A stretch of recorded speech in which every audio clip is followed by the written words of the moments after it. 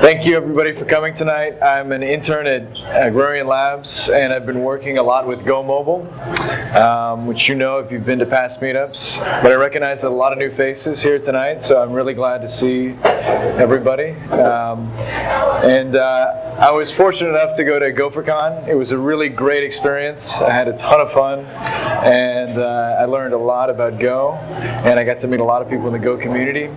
One of the most interesting talks I saw was this one about GoTrace. And before I start talking about that though, did anybody else go to GopherCon? Okay, so we got two other people. Awesome. How'd you guys like GopherCon? That was awesome. Yeah, it was great. Yeah, it was pretty cool. It was the first kind of conference I'd gone to like that, so I had a great time. Anyway, so you guys have already seen GoTrace, but I wanted to show GoTrace to anybody who didn't get to go to GopherCon.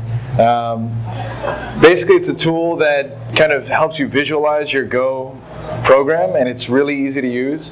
Well, I shouldn't say that. It can be very easy to use, but the results are really visually appealing. So I'm going to show you kind of.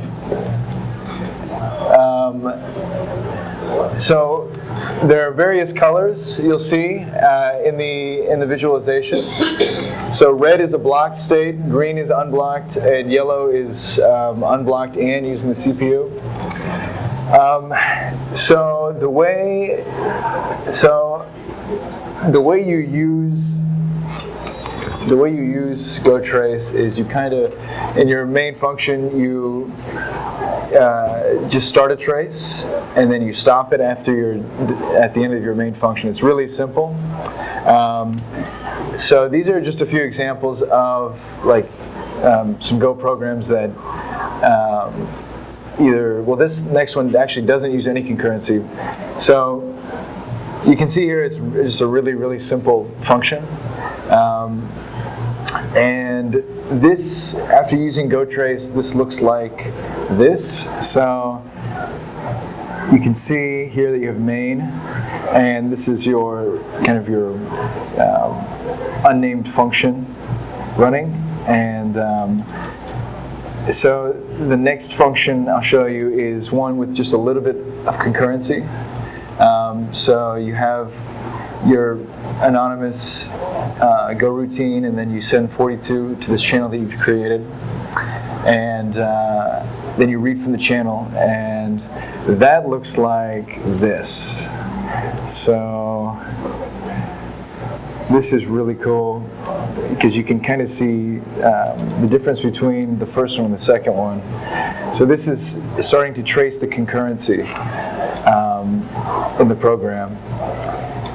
And then finally you have this example, and there's some pretty complicated examples that they show in kind of the main talk that they did, but this is one called ping pong. It's slightly more complicated.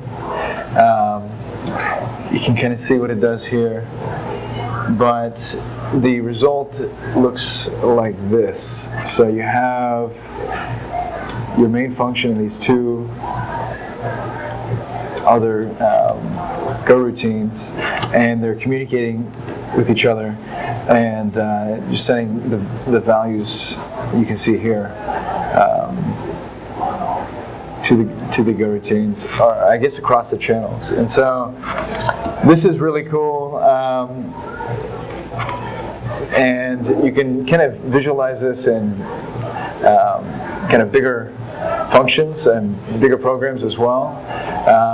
It looks really, really cool once you start adding more and more to it. But anyway, I'd recommend you check it out and see what you can do with it. So that's the end of my talk, but I also wanted to show you some of the other talks that I found really cool.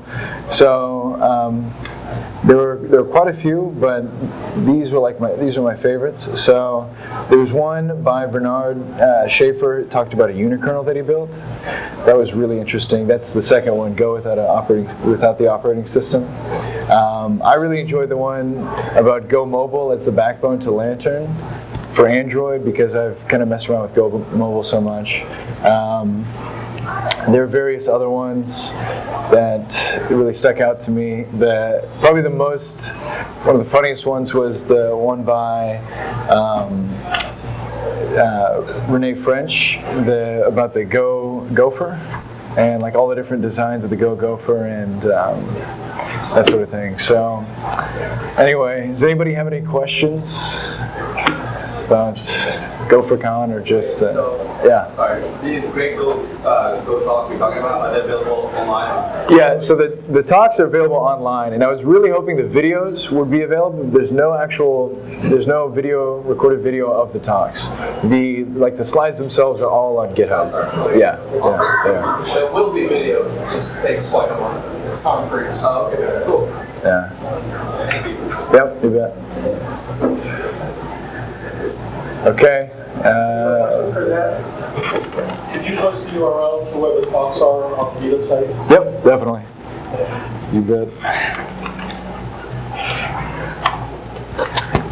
So yeah, we're gonna present.